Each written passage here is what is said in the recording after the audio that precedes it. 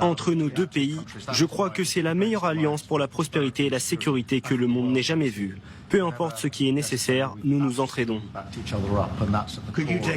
Vous pourriez affronter la Russie tout seul? C'est terrible. Hein. Quand on se rappelle ce qu'a été le lien transatlantique, Churchill qui dit toujours je choisirai le grand large, et on a cette image où il se fout de sa gueule, littéralement. Parce qu'il y a eu un désarmement, il faut le dire, parce qu'il y a eu un incroyable désarmement britannique. L'armée britannique a fondu.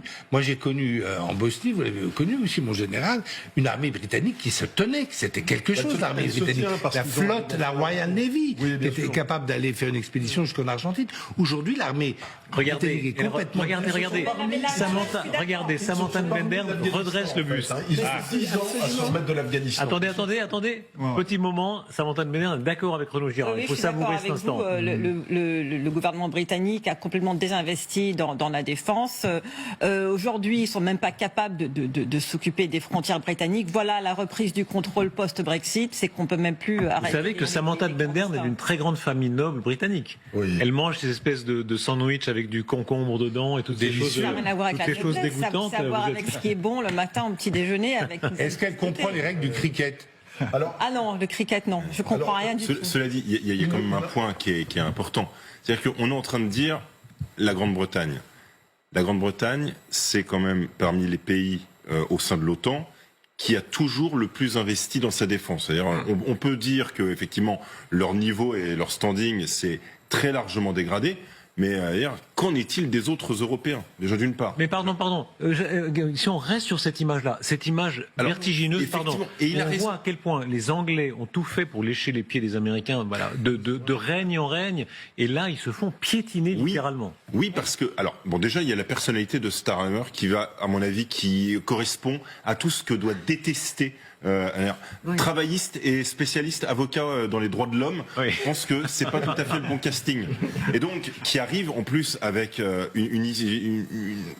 derrière lui une image où il s'est fait aussi torpiller pendant tout l'été dernier, c'est-à-dire toute la fin d'année et début d'année par Musk.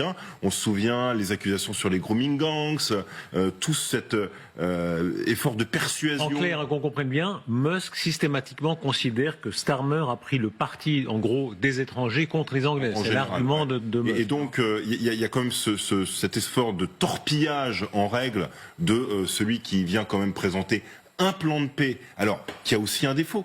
C'est-à-dire qu'il est non coordonné avec ce que le reste des Européens auraient pu proposer. Cela étant, l'échange là, il est très révélateur, c'est-à-dire que c'est le constat des puissances. Effectivement, il dit très brutalement à M. Starmer, vous faites le malin, vous faites le grand, mais est-ce que vous iriez vous battre? Pourquoi n'iriez-vous pas?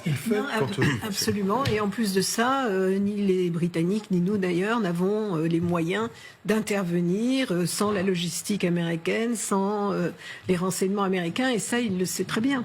On sait très bien que si Starmer voulait envoyer des soldats se battre en Ukraine, ça passerait pas à la Chambre des communes, tout le monde le sait.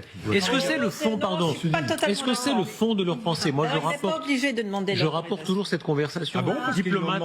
Ils l'ont demandé pour la Syrie, c'était obligé. Il peut le faire, mais il n'est pas obligé de le faire. Cameron avait un peu changé la ligne. Le piège là que dresse Trump, un diplomate américain me disait ça il y a quelques jours. Il disait mais ça montre l'infantilisation des Européens. Si les Européens sont courageux, ils pourraient continuer la guerre seuls. En réalité, qu'est-ce qui les en empêche? Les chiffres militaires le prouvent. Voilà. Parce que les Ukrainiens, en fait, ils ont sorti les derniers chiffres. L'année prochaine, en fait, cette année, à la fin de cette année, ils vont produire 55% de leur armement chez eux.